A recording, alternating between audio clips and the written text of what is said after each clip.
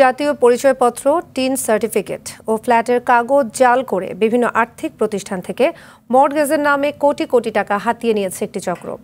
এই চক্রের ১১ জনকে গ্রেপ্তার করা হয়েছে। সকালে সংবাদ সম্মেলনে সিআইডি জানায়, এই চক্রে ব্যাংক কর্মকর্তা, ভূমি অফিসের কর্মকর্তা ছাড়াও জাতীয় পরিচয়পত্র পরিদপ্তরের কয়েকজন জড়িত। পুরো চক্রটি নিয়ন্ত্রণ করত জয়নাল আবেদিন। তার নামে রয়েছে ৬টি জাতীয় পরিচয়পত্র। বিস্তারিত সুমন তানভীরের প্রতিবেদনে। ২.৫ কোটি মানুষের ঢাকায় একটু স্বাচ্ছন্দ্যে বসবাস করতে অনেকেই ফ্ল্যাট কিনছেন। পুরো টাকা না থাকলে বিভিন্ন আর্থিক প্রতিষ্ঠানের মাধ্যমেও লোন নিয়ে অনেককেই ফ্ল্যাট কিনতে দেখা যায়। আর এটিকেই সুযোগ হিসেবে ব্যবহার করে একটি অসাধু চক্র বিভিন্ন সরকারি দপ্তরের কর্মকর্তাদের হাতিয়ার বানিয়ে আত্মসাৎ করছে কোটি কোটি টাকা। সম্প্রতি এই চক্রের ৪ জনকে গ্রেপ্তার করে সিআইডি। তাদের দেওয়া তথ্যে শুক্রবার গ্রেপ্তার করা হয় আরও ৭ জনকে। সংস্থাটি বলছে, চক্রটি প্রথমে জাতীয় পরিচয়পত্র পরিদপ্তরের অসাধু কিছু সদস্যদের দিয়ে এনআইডি কার্ড বানিয়ে ভূমি অফিসের কর্মকর্তাদের সাহায্যে জাল দলিল বানাতো।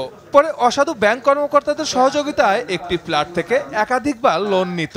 তারা প্রত্যেকটি ব্যাংক থেকে কোটি কোটি টাকা লোন নেয়, জমি বা ফ্ল্যাট মর্গেজ রেখে লোন নিচ্ছে।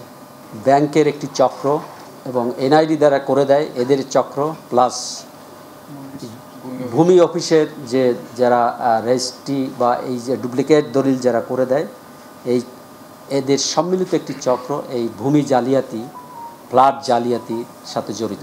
কিভাবে তারা এক নামে একাধিক জাতীয় পরিচয়পত্র বানিয়েছে সেটিও খতিয়ে দেখছে সিআইডি। নিশ্চয়ই এদের ইন্টারগেশন করলে এরা বলবে যে ইয়েস, আমি অমুকের সহায়তায় এনআইডি কার্ড করেছি, অমুকের সহায়তায় ব্যাংক থেকে লোন নিয়েছি, অমুকের সহায়তায় আমরা ভূমি অফিস থেকে এই দলিলগুলি তৈরি করতে পেরেছি।